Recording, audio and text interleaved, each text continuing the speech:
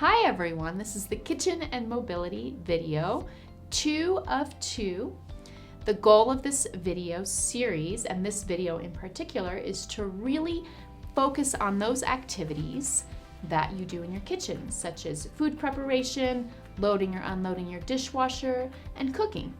The target areas that we're going to work during this exercise video include our core, specifically our oblique muscles, the muscles of our legs, and our shoulders. The equipment that you will need for this video includes a chair, a mobility aid such as a walker or a cane, or even your countertop if you choose to do some in standing, and some hand weights. Okay, let's go ahead and warm up with some seated swimming exercises. So go ahead and bringing the arms forward and out to the side. 30 seconds, let's begin. It might be a surprise to you, but this is the same movement that's required if you're washing a counter or cleaning a table, cleaning up in your kitchen. Same movement, same muscles that are required. So it's nice. There's functional carryover even to our warm-ups. Perfect. We have 10 seconds left. Get those joints moving and get the blood pumping. Perfect. Relax there. We're going to move on to our core strengthening exercise. I would suggest using a weight unless you would prefer to go without one. So go ahead and grab just one hand weight. You're going to keep this close to your chest. You're going to roll back, twist to one side, come back to the center, twist to the other side, come back to the center, and then resume the original position.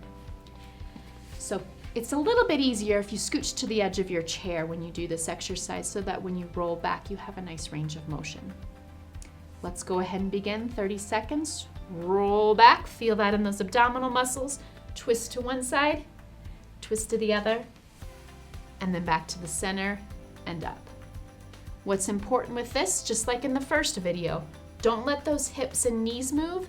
Keep all of the movement, and it's quite small, in your core. It's also tempting to use those shoulders to help with this exercise. Keep those shoulders back and down. Again, effort through those core and abdominal muscles. Great job. Go ahead and grab one additional hand weight. I'm going to do those alternating shoulder raises, similar to how we did in the first video, but we'll take turns with each arm. So bring those arms up to your chest. Raise one arm up over the head, alternating with the opposite side. Slow and controlled, 30 seconds, here we go. If you want an increased challenge, you're certainly welcome to do this standing. What I would suggest is just make sure that you're safe, whether that be at your counter or standing in a corner. But anytime you're doing standing activities, please, please, please remember safety first. Great job. This movement can also be completed without a weight if you would prefer. Final few seconds, and rest. Great job. The next exercise is the clean curl press. This is a really combination exercise that's pulling together a lot of the functional movements that you do in the kitchen and repeating them in order to hopefully encourage that muscle memory. So we're gonna go ahead and start. You do it by having a weight, leaning forward, coming up, bicep curl, and then pressing up over your head. And then we'll repeat the movement. Something to remember while you're doing this exercise is to really keep your back straight and your core engaged throughout. All right, let's begin. Lean forward, bicep curl, press. Keep that core, keep that nice flat back. Perfect. Lots of the movements that you need to do in a kitchen combined all together at one time. This can also be done in standing, and we'll show you that modification.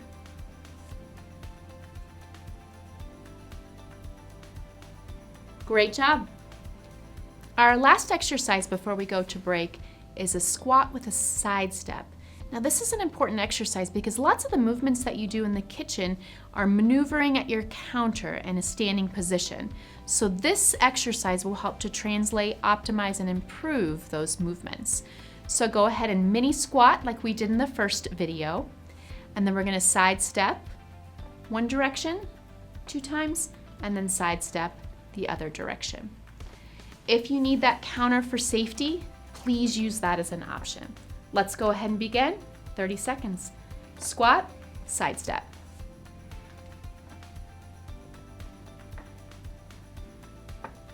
Great job. You'll start to feel that effort through the gluteal muscles, through your quadriceps muscles, and to a lesser extent, your core.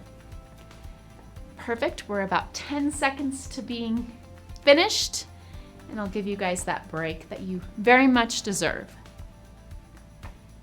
Perfect. And rest there. Go ahead and take a couple minute break, get a drink of water, cool yourself off, and we'll see you back in a bit.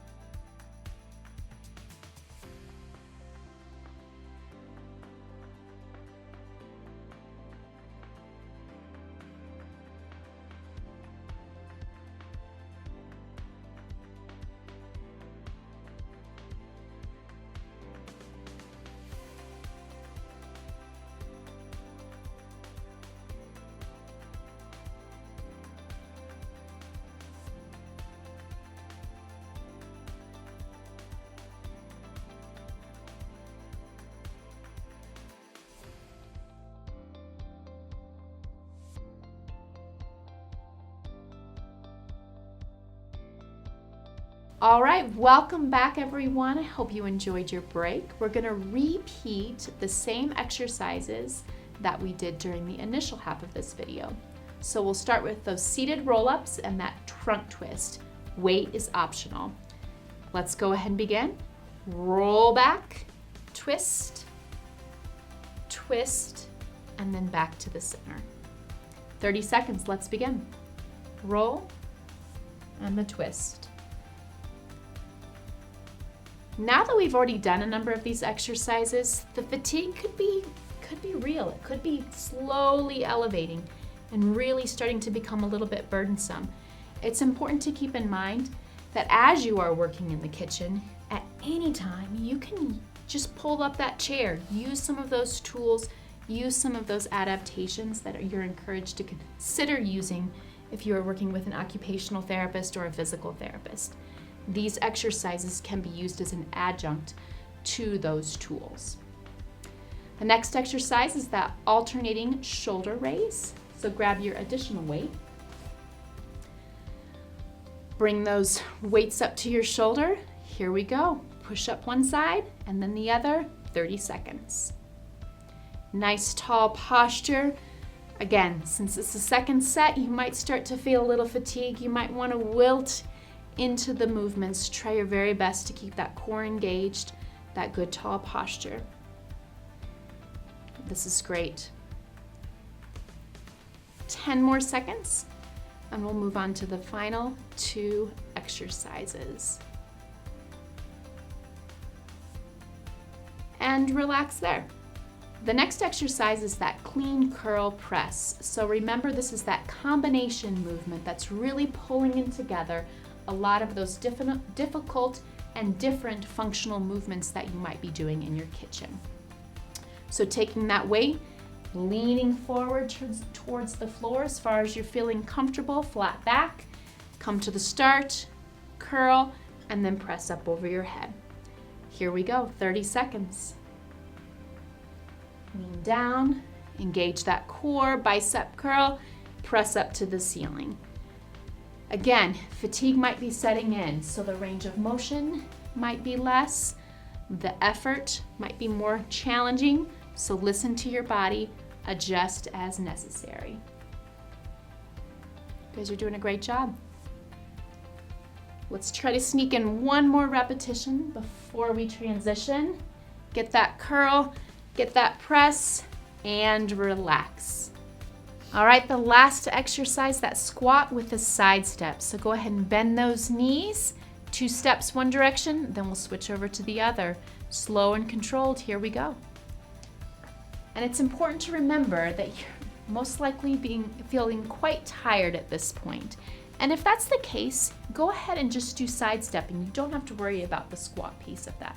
This is a nice variation if you are starting to feel fatigued. Otherwise, stick with that squat. Remember, this movement translates into your ability to maneuver around the kitchen and complete all those important tasks that need to be done. Fantastic! You have completed the Kitchen and Mobility Video 2 as well as the entire series. I encourage you to continue doing this exercise video at least twice a week, if not more, and we'll see you back next time at Can Do a Mess. Thanks for working out with me today. If you haven't joined our online program yet, be sure to click the link below to sign up. You'll get motivational tools plus monthly meetups with me and your peers in the MS community.